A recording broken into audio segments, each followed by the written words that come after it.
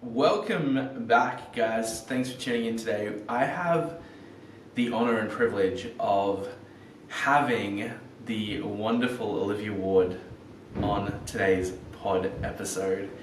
Olivia is not only a client, but a dear friend of mine who I've gotten to know since, goodness me, maybe like April or May of last year.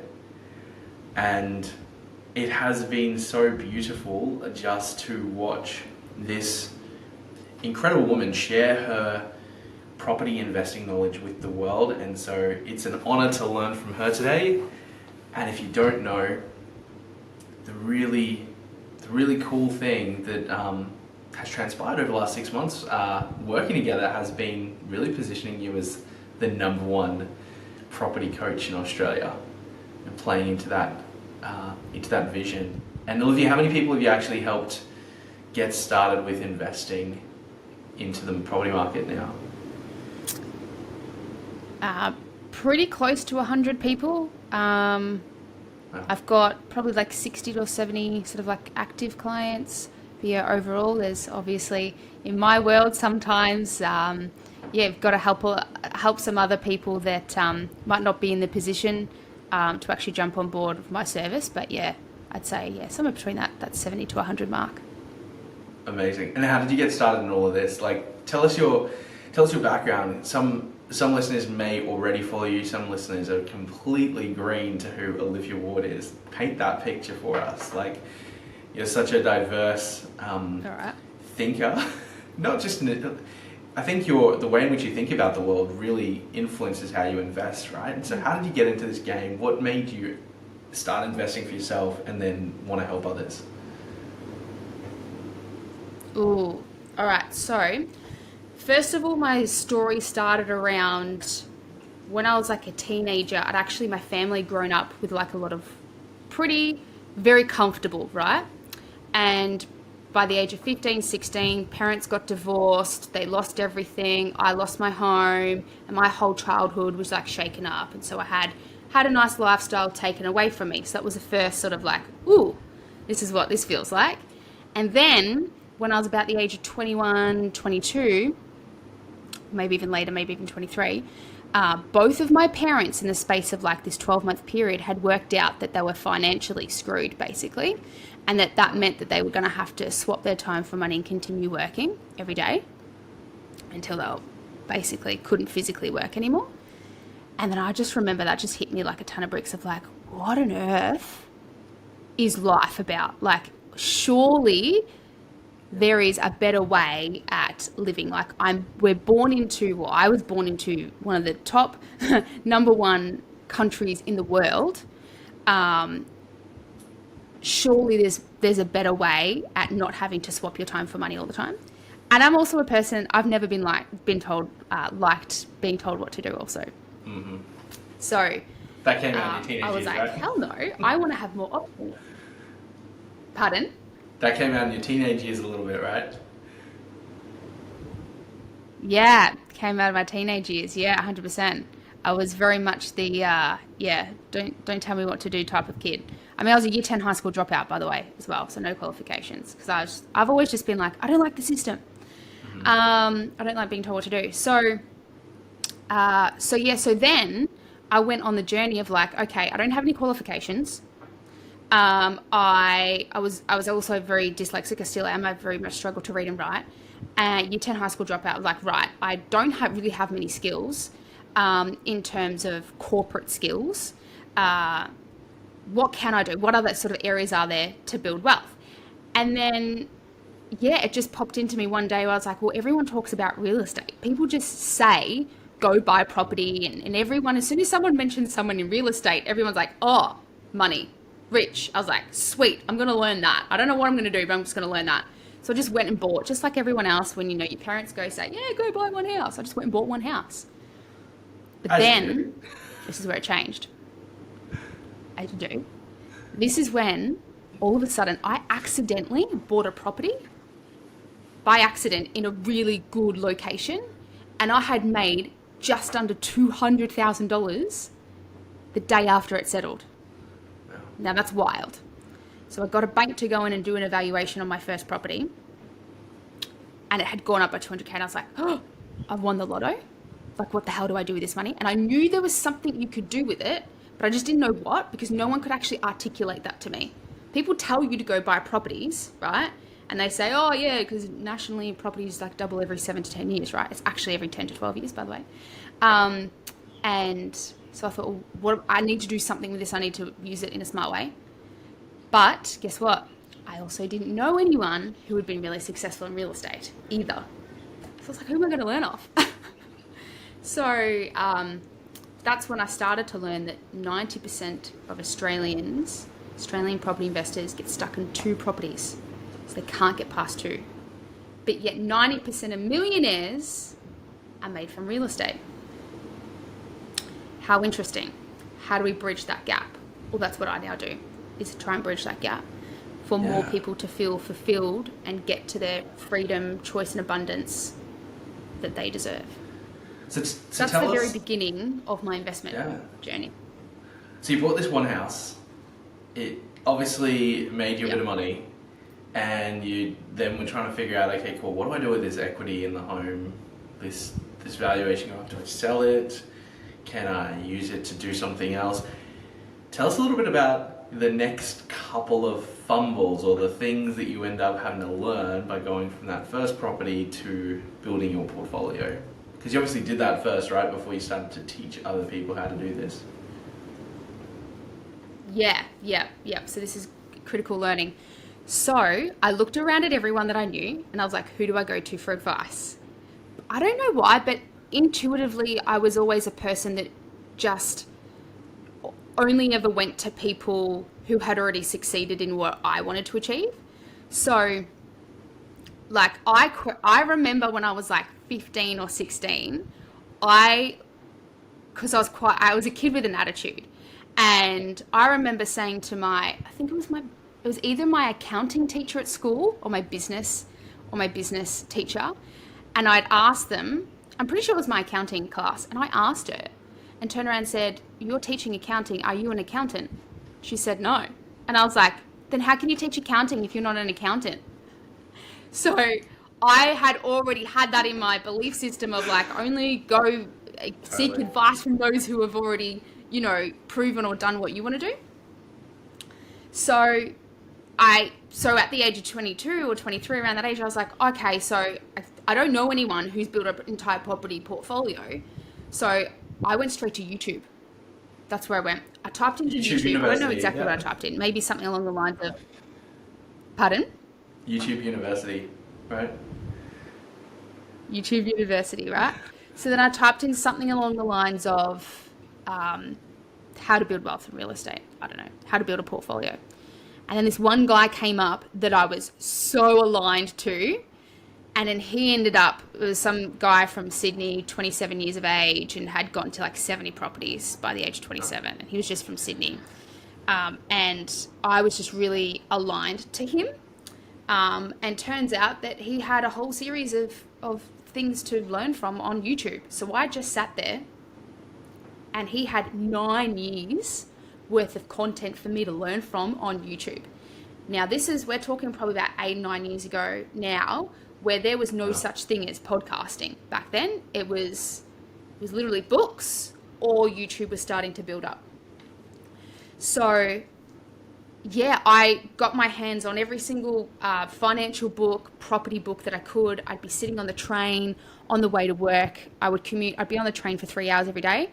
I lived in Melbourne, going from the suburbs to the city, and I'd read all the books I could get my hands on during lunch breaks, even because I ended up started off being a call center worker at Optus, and then I'd end up having this back-end admin job where I'd sit there and I'd listen to these YouTube videos during work hours, because I was no longer customer facing. And so I would do what a lot of typical new entrepreneurs do when they start up, is you're starting to learn and leverage the time within your 9-to-5 job as well. So I started doing that.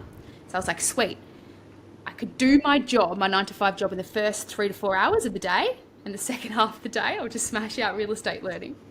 And so I learned from this guy. And the key takeaway here, and I'll never forget this. So then I was deciding about what am I going to do with this $200,000 worth of equity? I know I need to position it, but how do I position it really, really well?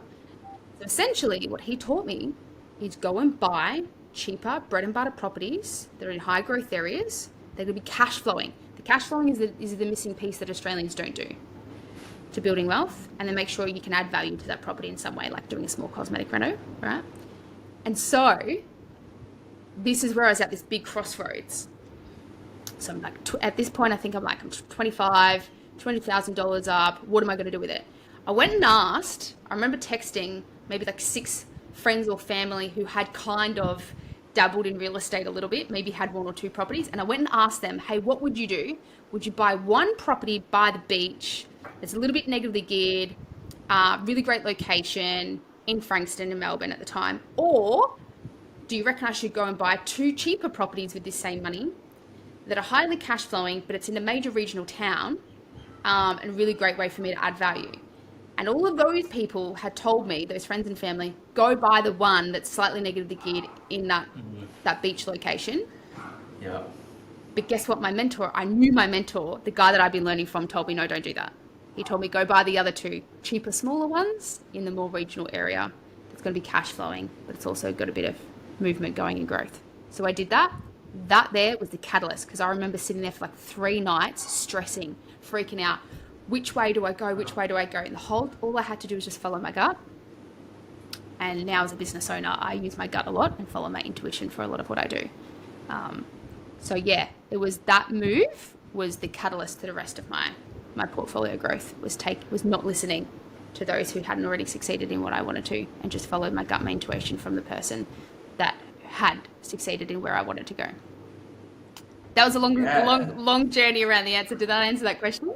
Of course. Yeah, I think what's really interesting, Olivia, is that most people who get into the property game don't have a mentor, don't have someone to guide them. They're just told, okay, buy a investment property. Some people make the mistake then of also buying, 1-bedroom apartments in high-story buildings, or they've heard this term negatively geared, and their minimal understanding of it is that the government's going to subsidise part of that, or you can offset it against your taxes, and so without much experience, without any guidance, going into the market and then realising, it's not all it's cracked up to be. So it makes sense that people are getting stuck at that 1 to 2 property. Mark, what do you see as the biggest mistake that investors who are coming to see you, what are they making? What are they doing in the markets at the moment that are just like silly things that you actually end up guiding them to correct when they're working with you? Oh, there's so many. What's the top one? A lot of people assume that they can't move forward. So they lack the knowledge or the data around what are actually their options. That's 1. 2, people act on fear way too much. They watch the media. And that, as you know, in the media, what's the saying? What bleeds reads, right? And in the real estate market, they love to do that. So like, for example, at the moment, there's all this hype that all this property is going down. Actually, that's not factually true. Yeah, Melbourne and Sydney in the suburbs have had slight decline. I think it's like down, I think it's 3 or maybe even 6%. I can't remember. For the end of 2022. But guess what? Everywhere else is going up, right? And so a lot of investors look at a lot of Australians just treat all of Australia as one market. It's not one market. Actually, there's 15,264 suburbs in Australia. And so every single suburb is its own market. And so, yeah, that's where I would say most people are making the mistakes at the moment, is getting locked in and to the fear that it's all collapsing when it's not. Assuming that they can't move forward when they possibly can. You've just got to learn to have the right people in your team. What's another one? Oh, there's just so many. Uh, another thing that investors I typically find are the the two scared, not investors actually, I would say people who don't have the potential to be successful investors. I would say those who are too fearful to actually take a step and invest their money.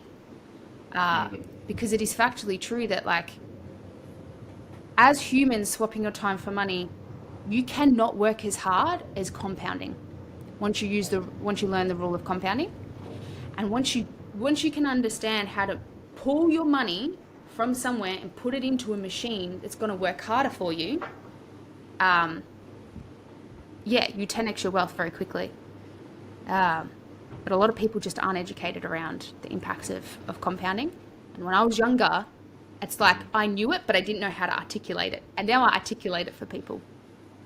That's awesome. Sometimes it's just a one slider, a vision page to say, this here is the vision of where is the actual hardcore numbers of how wealthy you would be in 10, 15, 20 years from now if you do it.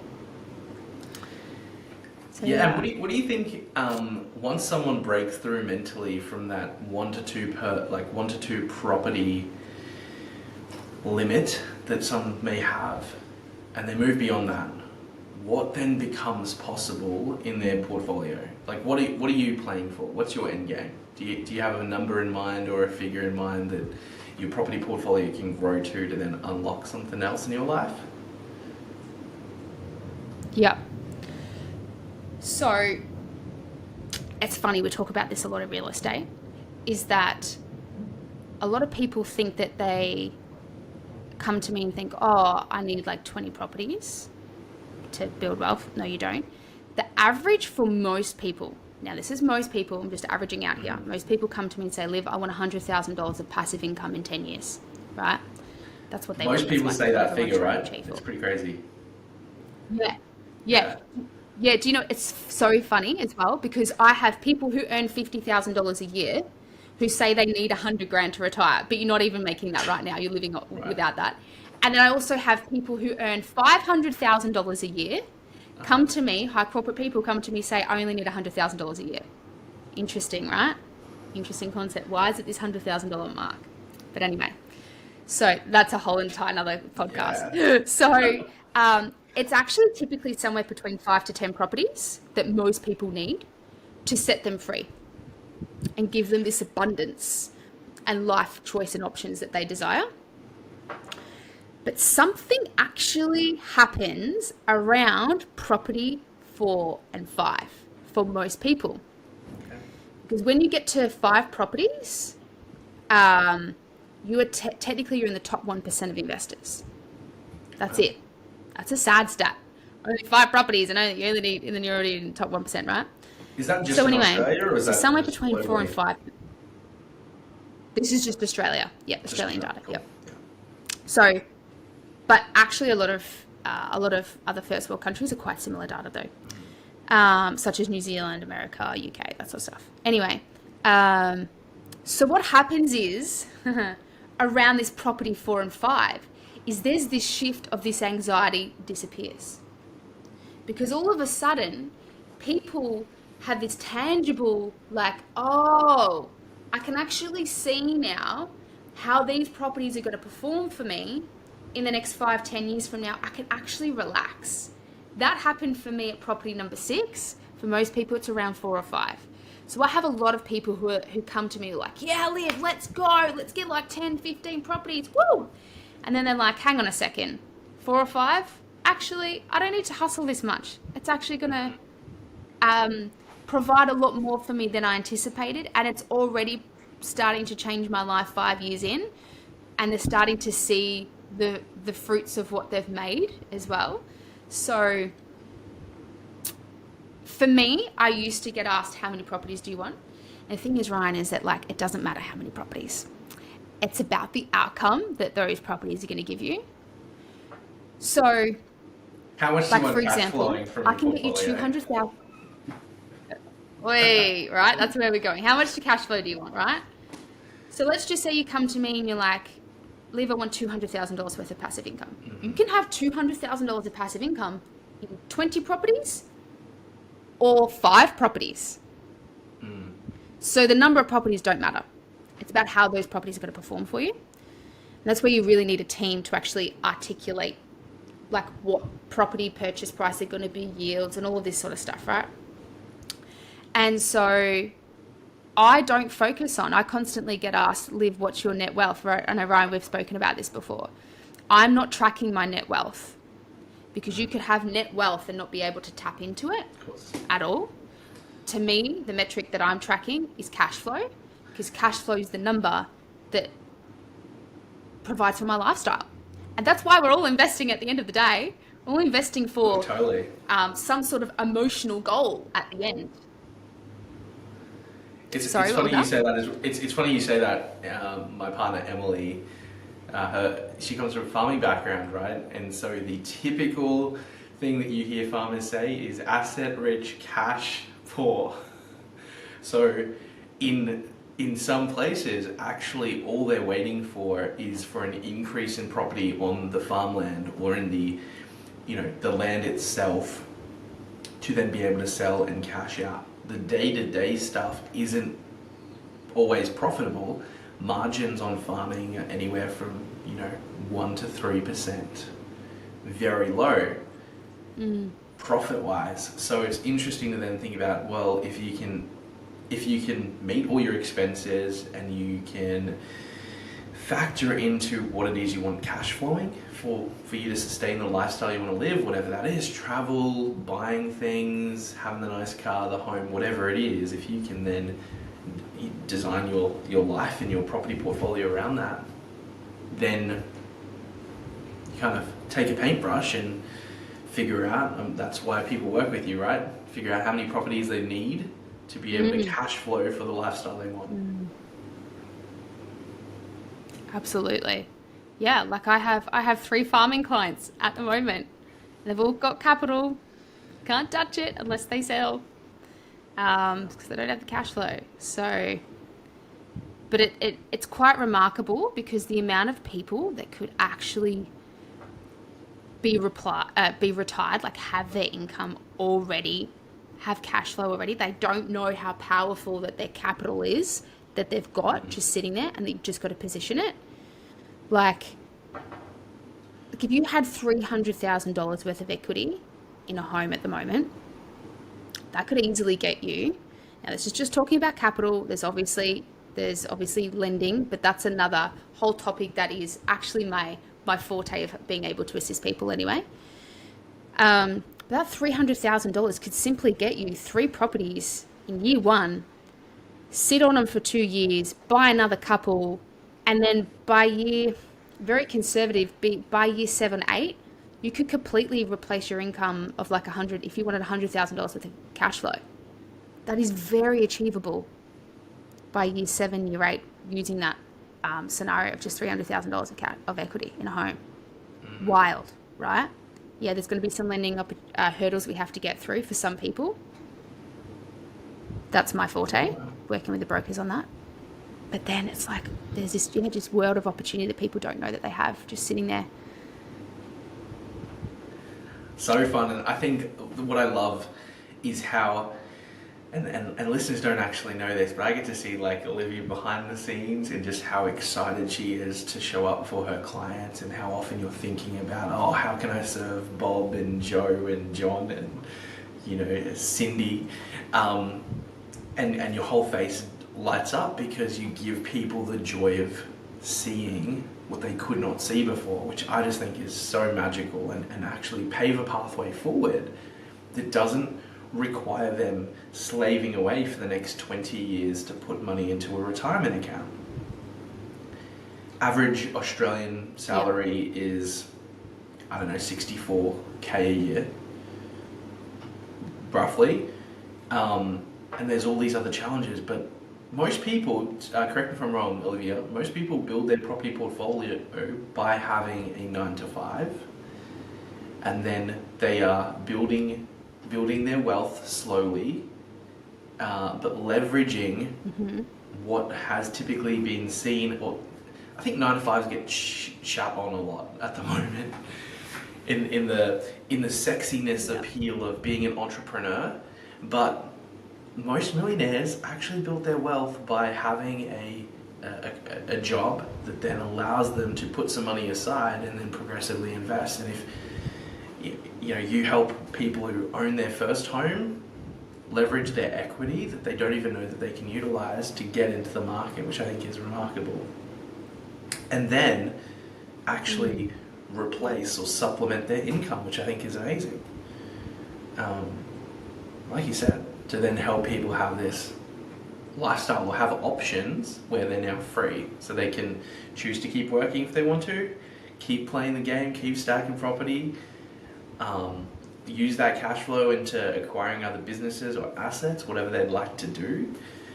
And what have you seen, I'd love to hear, with your clients, what have you seen open up once they've got the ball rolling? Like, what sort of transformation are you noticing with your clients in terms of the aha moment? Because when they're talking to you on the first call, it's kind of conceptual. And then they get the keys to they know that the keys are handed over to the first tenant and they get the money in their account. What are you sort of experiencing, witnessing that with your clients? I'm going to say the vision. It's like all of a sudden they have a picture painted for them. And now they're like, oh, that was easier than I had expected. Because obviously, like, when you have like a coach and people to tell you what to do and how to think about it, people, it's funny because I would have maybe some investors come to me that have maybe 5-6 properties already. And when I actually show them, hey, this is how loaded you're going to be, right, in 5 years from now, a lot of them take all of this pressure off their shoulders and they stop hustling so hard. And because they're like, oh, I'm actually well more financially better off than I'd expected.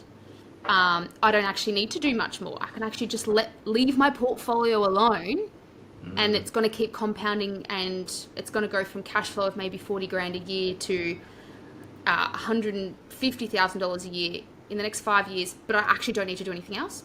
But then there's those people who are like, oh, that first one was so much easier than I anticipated. I actually didn't need to use any of my own money, right? Key as well. A lot of people think that you need your own cash. If you have equity already in a home, you can actually use equity without using any of your own cash. And so a lot of people are like, oh, that was easier than I expected because I have the context around every step that I'm doing. Let's go for the next one. And so, because the thing that I like to talk about to people and why I'm also a coach, as a property coach, is that a lot of Australians typically find the overall process quite stressful. Of course. And maybe it's been an average of 6 to 9 months, right, to search for a property, and then they're like, oh my goodness, that one. If they do it on their own, they're like, oh, that one property was so stressful. I need a break for 12 months, right? And then, but what I like to do is to change that, because that 12 months could be the difference of you 10xing and meeting your goals, or potentially bringing your wealth or your retirement from 20 years down to 10 years, right? Purely if you were to buy properties a lot more quicker. And so, yeah, it's not just about the numbers and the financials that you're going to have at the end of the day. It's also the experience and the emotional feelings you're going through throughout that process to feel like you're supported and you've got the right team, so that you can buy the next one much quicker without it being so stressful. So that's where I really want to make an impact and a change, is people who've got the capital there, who think that it's all stressful. How can I get them to be as bullish on properties what I am? How can I get them to that level as well? And most of it's just increasing their knowledge. That's really cool. I think some of the stories that you were sharing as well, of people just getting into the game completely green, don't understand it, but they're coming to you to help them end to end as well. And I think that's a common misconception, is that the investing game has to be hard, or you have to do it all on your own. And sometimes people aren't even aware that actually there are people like yourself who can help with the whole entire journey. So it's not just you trying to struggle on your own to figure out which suburb in Australia is cash flow positive to buy in, right? And that's actually what can you tell us a little bit more about what you do for some client who wants to come and see you, they chat, you work out that they've got this equity in their home that they've got access to, and assuming that they can borrow some additional capital and that is being given the tick of approval, what then can you do for people who are excited but don't know where to start and want to get into the game? Yeah. So, first things first is setting up your team. So making sure that if you're going to move from being a mum and dad investor, to a professional investor, you need to have high quality team. Just like if you're a business owner and you want to scale a business, you need to have, you're a CEO, right? And so you need to employ like really good quality people within your team to provide quality service. Same thing in real estate. Same thing with building wealth, right? You are building a business. So property portfolio needs to be treated like a business. You are the CEO. So you also need to be able to source the best of the best people. So you need the best broker, the best accountant, the best buyer's agent, all of these sort of people. But a lot of people also don't have the time to go and source for those people as well. And so that's also what I provide as well, is I provide my team that I have taken 8 years to source. I've gone through about 12 pretty crappy brokers. I've now finally found what I deem as the best broker in Australia. I have also gone through 4 shitty buyer's agents as well. Sorry, 3. The 4th one was the one who I'm now partnered with. And it was actually funny. So to answer your question, having the right people in your team is the first step, right? To make sure that you're getting the right advice. And mapping everything out right so that you don't get blocked down the track from a financial perspective, but also so that it's an easy, relaxed process as well. And making sure that each of those people are aligned to your strategy. It's the team is the first people that you get when you walk into my world as well, my team, who I use. And then the best of the best, right? The second part is hand on heart, you back them. The best of the best. Yep, hand on heart, I back them. They're who I use. Like, for example, so I actually thought I wanted to be a buyer's agent, right? Which I'm not, and I do sometimes get confused with that. So after I had purchased I think it was my 4th property. So I went and sourced the guy that I was originally telling you about, who's my original mentor. Mm-hmm. So he has his own buyer's agent. So I obviously went to him first.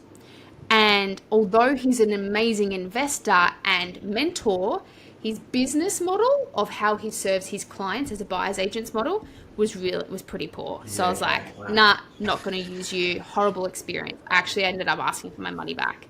Didn't even go through the whole process of him actually sourcing for my property. I was like, give me my money back. This is too bad. I can barely get a hold of your team. That's how bad it was. So anyway, he basically just scaled this business too quickly, right? He has too many hands in too many different pies. But anyway, so then I went to one of his next competitors, who was much younger than him, but they were like head to head, these guys. But I loved both of them from a mentoring perspective. And I actually used his service. His service was much better, but guess what? From a end-to-end customer service perspective, so business model was much better.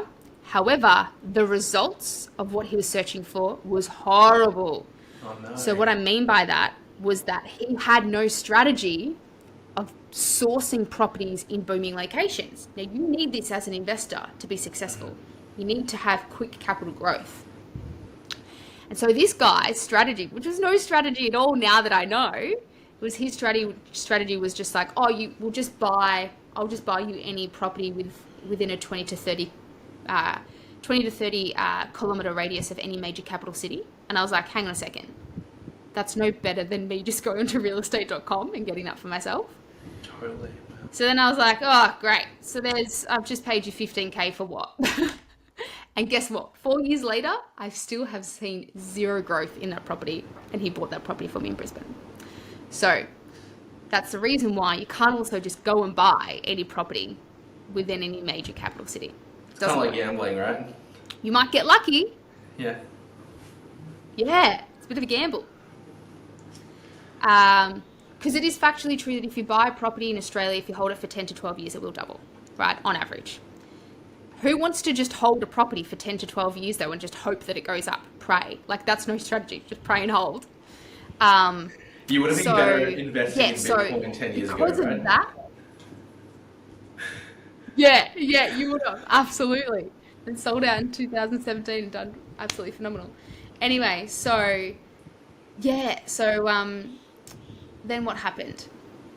So then the fact that I got zero growth out of that property, that was one of the catalysts for me being like, oh, I hated this. I was taken advantage of. What a silly strategy. I'm going to go be a buyer's agent and do it better. Right. So then I enrolled in to do my buyer's agent's license. So I enrolled into Australian Buyers Institute of Australia. And I did this 6-week course. And I remember being in this course thinking, this is so bad. No wonder the industry is screwed. Because they were just setting the bar so low for what a buyer's agent was. And then I was looking at all of the people, and 95% of the guys in the industry were like, rocking up in their Lambos, in a suit, real salesy, like classic car salesman. I was like, I also don't want to be identified as that industry either. And I was like, yuck, I don't want to be that. I'm just the average Aussie girl over here, like, who doesn't like wearing a suit, and I don't want to be rocking up to houses and inspections and all of that sort of stuff. It's not my thing. So then I was like, what am I going to do with my life? And I was still a 9-to-5 employee at this stage, thinking, wow, like there's so much, sorry for swearing, there's like so much of a problem or a gap here, but I didn't know what role I wanted to play. And so, interestingly enough, I ended up sourcing what I've now deemed as the best buyer's agent in Australia, and who I am partnered with. And they sourced my last 2 properties, and I got phenomenal results, exactly what you would want. And I went to him and I was like, and he had me on his podcast show one day, and I go, right, talking to the CEO, I want to help Australians. I'm just going to, I don't know what my title was going to be. So I didn't have this property coach title, by the way. I didn't know what I was going to do, but I just launched into my social media and said, everyone, I'm formally going to start helping Australians build wealth. I'm going to tell you, help you with, building out a portfolio. I don't know what it means, but this is just what I'm doing. And yeah, I'll charge for my service, right? The people out of the woodwork just kept like coming out. They're like, yeah, Liv, just teach me what to do. So I was like, kind of like a mentor. And I told this guy, the CEO of this buyer's agent, and he's like, who's also likes to help people in business. And he goes, so you're basically a property coach. And he kind of just said it. And I was like, yeah, that's my name. That's my title. I'm going to be a property coach. So I just went out and created that title. And from my knowledge so far, I don't believe that there's any other property coaches in Australia. So I do currently believe from my knowledge that I'm the only property coach in Australia. Sorry, I went on a bit of a tangent there. I don't even know what your original question was. Well, what's interesting about that is, circle back to 1 week ago, and then you did this viral TikTok, Facebook reel clip, which has now got you booked out. How many calls you got? Like 60 plus over the next few weeks? Yeah, I've lost track now. Probably close to 70 discovery calls off of one TikTok that I then posted on Facebook Reels that just went viral. Yeah. Absolutely mental. So obviously, like, people are excited I think people are hungry and people are looking for opportunities to build their wealth, right? They don't know. Maybe they've read Rich Dad, Poor Dad, and they've understood what an asset and liability is. Maybe the light bulb moment has gone off. They're like, shit, if I'm living in my own home, that is a liability because there's not cash flowing into my life. Maybe I need to put my car on Turo or go get to rent it out to neighbors and make some additional cash flow that way. There's a million different opportunities, and I think property is this one that everyone knows of and talks about as this thing that maybe they can get into, but they don't know how to do it. And so I think this is where you definitely come into the mix of being able to help people, you know, and being able to serve that audience. Yeah, thanks, Ryan. Yeah, I just think, yeah, definitely, because it's just a sad stat that 90% of millionaires are made from real estate, but 90% of investors get stuck at 2 properties. And sometimes it's just that extra couple of 3 that's just going to change their life. So, yeah, I absolutely love what I do. That's why I decided to quit my 9-to-5 job to do it. Because so many more Australians, like, we are born into one of the most wealthiest countries in the world, and we have opportunities, and there's really no excuse for not becoming very, very wealthy in Australia. Like, there's just about everything you need to learn online for free. If you go to my content, if you click on my link in my bio, or, you know, watch my reels or my TikToks or something, there's so much value there for free. I've also got a lot of other video content behind the scenes that I haven't even yet posted, but when people reach out to me, I give that out for free as well. So, yeah, it's just, we can all have wealth and abundance and that freedom to do what you want with your time. You just got to go looking for it. You can have it. I truly believe you can have anything that you desire. I love that. A bit of a tangent there. That's so awesome. Do you have a hard stop in a couple of minutes? Is that right? Or can we keep jamming for a little while? I've got some more questions to ask you. Who is Olivia behind the scenes? We can keep jamming. I love it. Awesome. Okay. Let's go. So guys, you got a bit of a taste of Olivia's energy, and I'll make sure that we plug her socials at the end of this conversation. I think, you know, this is the knowledgeable investor Olivia. I want to know, you know, in between jet skiing and the beautiful rabbit hole conversations that we go around, you know, offline, how do you think about your business now? Because you know, just to paint a picture for those listening, Olivia's obviously felt this call to leave her 9-to-5, which was paying her well. She was set up, she was well positioned, she built this property portfolio on the side. She's like, I actually am called into helping other, you know, everyday Aussies. And if you guys watch any of Olivia's social media, she isn't, as she said before, she's not the dude in the suit with his Lamborghini trying to show you how to build millions and millions. She's really about how can people actually get started and break through what they thought was just for someone else or just for the wealthy to do. How do you manage all your clients? You mentioned that you have 70 odd. Paint a picture of like what's the behind the scenes or the day-to-day look like for you. You obviously got a whole bunch of calls happening, and you've been busy.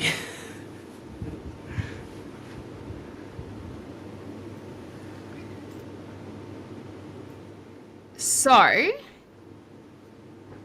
I typically do like a free 15-minute chat with people to start off with, just to see like, what are you actually stuck with? Then I fast track you to the people that I have, basically. To say, right, let's go get your maximum borrowing capacity. Let's see how much equity you got. Let's do some evaluations on your property. I might send you a bit of training on how to do the tips and tricks to that as well. For most people, I send them like just a 40-minute video that I have, which is on my social media for free anyway, which is like, this is what I learnt on how to build wealth in real estate. Watch this in 40 minutes. It's basically what I learned over like the first 5 years. So just watch that. This is what you need to do to not get stuck. Then once I start getting you into all the meeting all the people that you need, I then have a paid one-on-one strategy call, which is just $220 at the moment, for an hour and a half with me to like work out what's a plan, what's a map, what do you actually need to do, and what are the next steps for you. Then after that, if people want to actually have me hold their hand. So it's a one-on-one service for me to hold their hand throughout in purchasing an entire property. I also have a coaching program package for that as well. And what that means is you get me right from the moment that we start planning, right up until the moment the tenant's in the door. Typically, it's somewhere between 6 to 9 month process. So property's slow, right? But it takes time and it needs to be slow so we can plan correctly, strategize correctly, so that we don't screw up and make any mistakes in the future. So we mitigate all the risks and the hurdles. So yeah, good 6 to 9 months worth of me holding a hand. And that's typically through like some sort of voice message sort of channel as well. So that you can, if you have a question and you're like, oh, Liv, I'm feeling this, or I've just been asked this by Uncle Bob at the local bar family barbecue, and I don't understand. He's asked me, how do you mitigate this, or aren't you concerned about this risk? Well, then I can provide support and knowledge around, this is why you're doing this, and this is how you're going to be mitigating this risk as well. So you feel empowered to also have that conversation with your friends and family around you to educate them as well. Because I'm really motivated to also empower people so that they can spread their wealth knowledge as well around why they're investing and why they've chosen that strategy. Share the love, man. Share the love of building that wealth. So so it's a one-on-one type of service to getting that in, so that by the time you get to the end of your journey, so the tenant's in the door, you announce now all cash flowing, you understand how to work with your accountants and your brokers moving forward, your property managers, etc., and you feel confident. My job here is to try and teach you the most important 80% of knowledge that you need to continue thereafter me. So I can't teach you 80 to 90. I've gone through roughly probably like 80 to 90, maybe even more. Now I've lost track, maybe even 110 transactions, so property transactions. I can't teach you all of that in one transaction. What I can teach you though, is I can teach you the most important 80% that's relevant for you and your personal situation, for you to take on the rest of your journey. And sometimes it's just around the thought process of what are the questions that I need to ask. That's it. Just to get your brain thinking about better questions to ask your team that I've now gifted you as well. So a lot of people, for example, would get stuck, their broker or their accountant, you can get asked different questions around, your broker might say, what do you want to do here? Or your accountant asks you something else that's like conflicting. And then as the investor, you're like, I don't know which one to do. And so sometimes it's just about understanding different types of questions to then go back and ask them for then you to make the decision.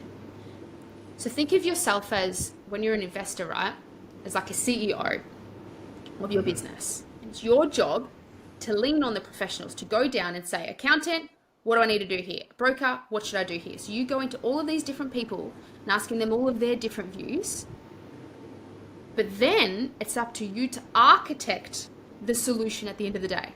So a lot of first-time investors get overwhelmed with that. They're like, I don't know which option to go down. So sometimes it's about asking different questions, but having a coach articulate the pros and cons to each thing that that person's saying. So for example, a broker might tell you one thing, an accountant might tell you something completely conflicting. They can be both right, but it's just perspective. And so that's what I provide, is the perspective or the pros and cons to each of those things and asking different questions. So yeah, you're like in their back pocket. Sorry, did that answer your original question? For sure. It's like you're in the back pocket, you're able to walk alongside that very first investment and teaching people how to fish for themselves, right? How to think, not just giving them an answer. Yeah. Which I think is immeasurably more valuable, because someday in the future, you're not always going to be there available for everybody to answer the specifics. And rather than people thinking Olivia is Google and God and has the answers to everything, actually you're providing something much better for them, which is the ability to have the perspective from your experience dealing and coaching, 100 plus people now, having visibility of all these transactions, plus your team, so years and years worth of combined knowledge, then be like, this is how you can think about this problem if it shows up again in your investing journey moving forward, which I think is like so valuable. Yeah, like we talk about it all the time in the coaching space, Ryan. You mentioned all the time about, not needing people to come back to you, like actually solving the problem. And that's one of the measures of success for me is as a business owner now, is that I want people to have the most information as possible so that they don't need me for the second one. My dentist said that to me the other day. She's like, Olivia, I want you. I was just going to Sorry? say, people come back to you for the second property because they had such a mind-blowingly awesome experience for the first one. They're like, Olivia, I know I could do this on my own, but can you and your team take care of it? Because of the results, because of the service, you're actually leaving people better off for having journeyed with you. They don't have a sour taste in their mouth from the previous experience with the buyer's agent. It's like, it's simpler and it's easier and it's more fun and it's more profitable with the right help. Yes, absolutely. Like the celebration as well. Like Ryan, you also taught me that as well as a business coach, is celebrate every milestone, right? And you're teaching me to do that, and I'm teaching my clients to do that as well. Is because property is slow, right? And it can be tricky, but when you have somebody educating you to actually celebrate every milestone, like maybe it's something as simple as I got my pre-approval, or my tenant's in the door, or offer has been put on the table for a property. All of these are really cool and exciting milestones that you want to celebrate. So I tell you now, the first property is the most exciting. Totally. And then it gets less exciting every property after that. It becomes a lot more transactional now. I had one client who, because as a team we do 90% of the work for you, basically the goal is, what we actually provide is an end-to-end service where the only thing you have to do is upload your documents to your mortgage broker and sign your mortgage documents. That's it. That's as difficult as it gets when you join me, my team. And I had one guy who was in the middle of purchasing a property, and he was about 2 weeks out from settlement, and he has mortgage documents being delivered to him. He needs to sign them, and he was out in the middle of Europe, traveling around the world, right, throughout this process.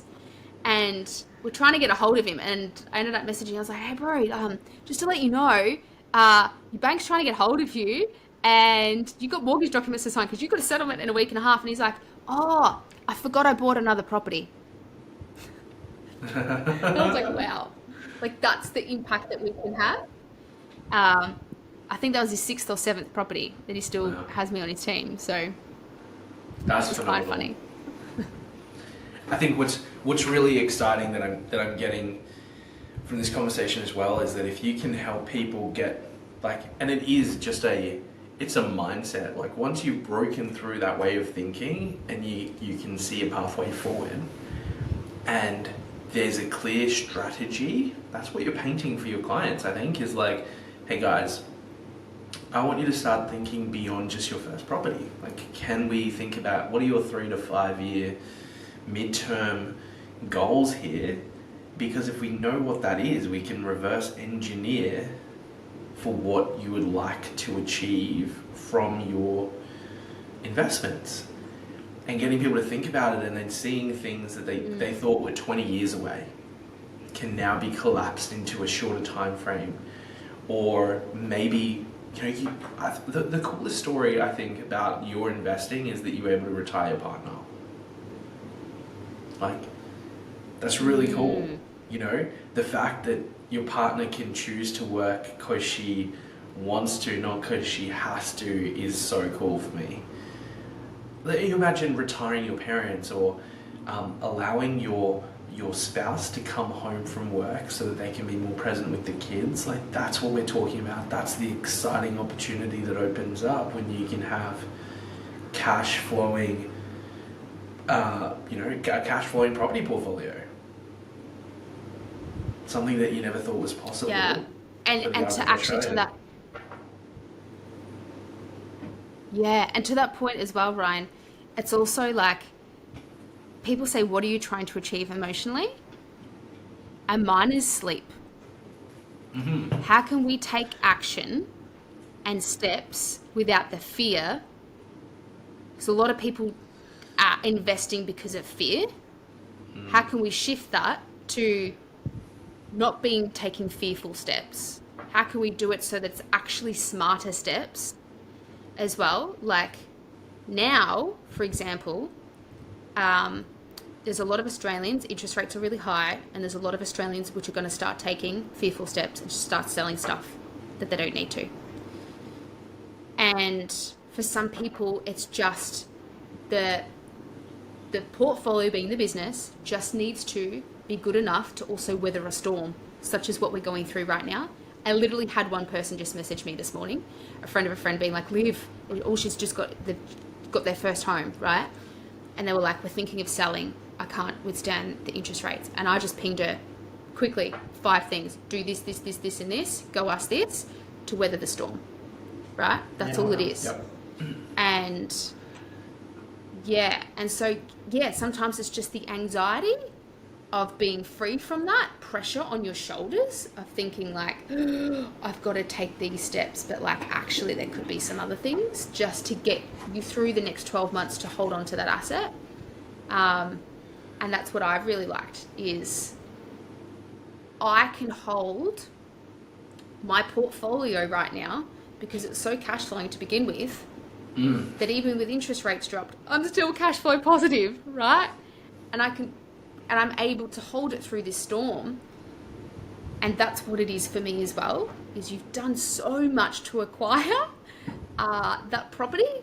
How can we hold on to it? Yeah. So the sleep thing is a big thing, and the anxiety of removing that so that you can take smarter steps later on. Same as in business. Olivia, let me ask you this question, because you're obviously in the spaces and places with those top investors because of your portfolio size, and you have data and you have insights and you're having these conversations every day. The news aside, so as you said, what bleeds reads. So there's all sorts of news about interest rate hikes and recession, impending recession and inflation. I know you've spoken on your socials about this, inflation rates being probably closer to 17% because it doesn't factor into some other costs. That aside, what can you provide insight into the current state of the Australian market right now for people who are like curious, sitting on the fence, wondering, fuck, I need to go speak to Olivia or do something?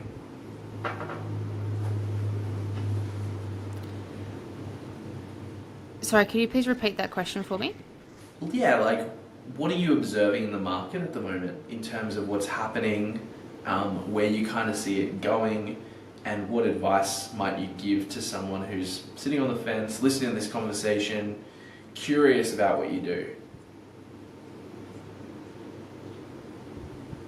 do?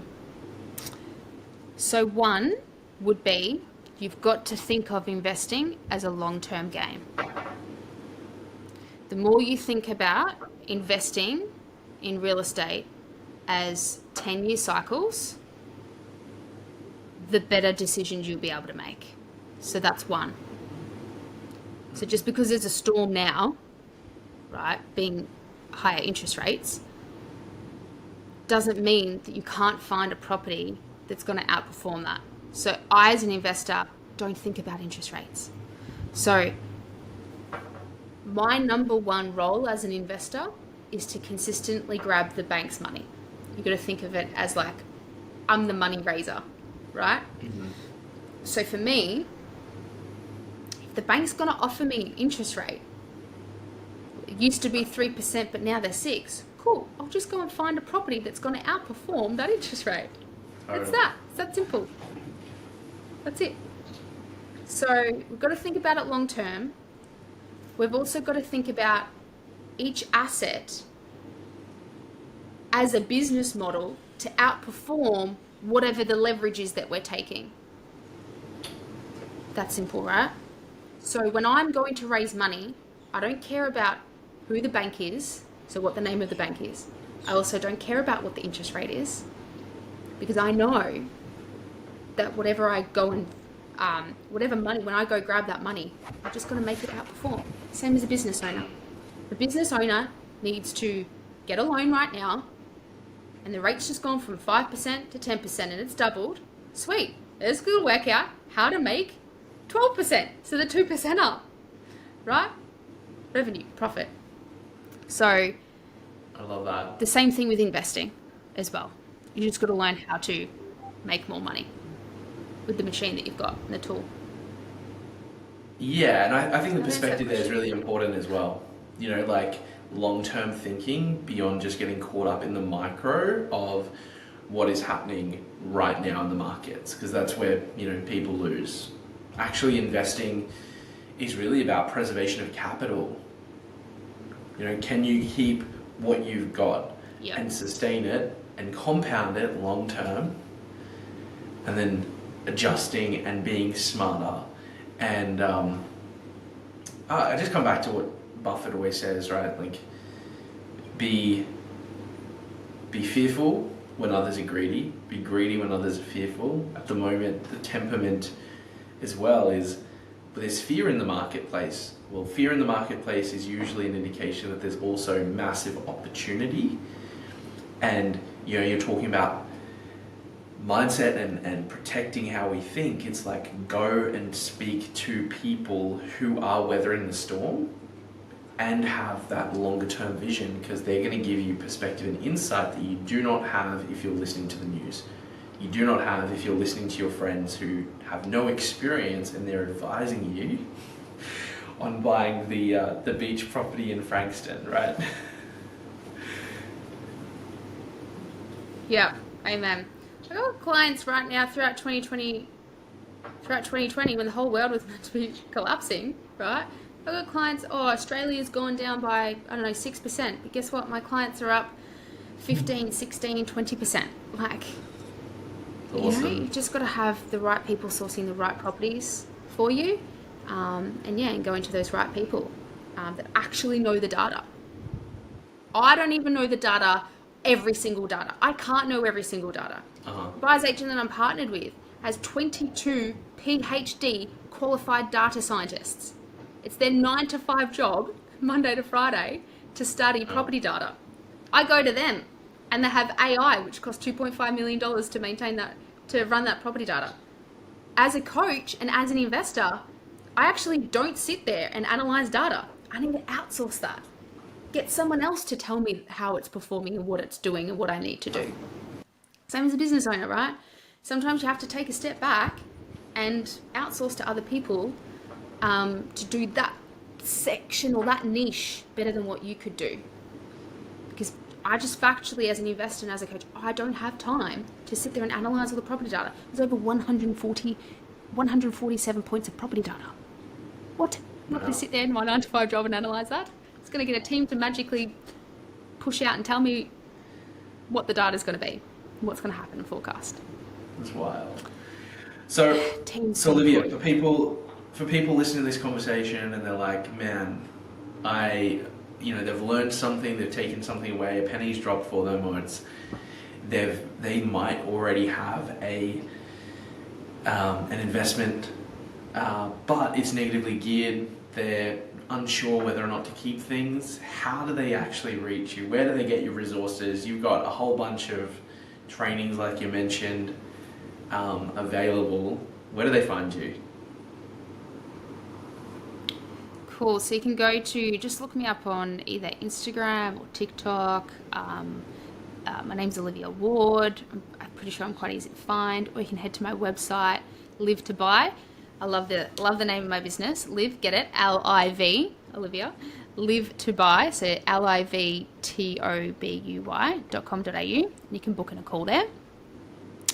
Or just add me on Instagram or TikTok as well. You can follow me there, or even on Facebook. Let me know. And yeah, I've got a link in my bio with a bunch of free trainings. Or just reach out to me on any social platform, or book in a call on my website. You can book in a call on my link on my bio as well. Amazing. Yeah, and so about next steps. Definitely blow up Olivia's inbox if you found this conversation valuable. She is Olivia Ward Property on Instagram. And I'm pretty sure your calendar is booked solid for the next month. So if you do have questions or you want to speak to her about getting into the market, she's your woman. This has been an awesome conversation. Thank you. Yeah, I've got a few slots left for the month. Thank you so much, Olivia, for jumping on today. Thank you for having me, Ryan. I love and appreciate you so much, and hearing more about your story too. So I can't wait for you to help hundreds and hundreds more people get into the market this year. It's going to be very exciting. Thank you. Thank you for having me. God bless.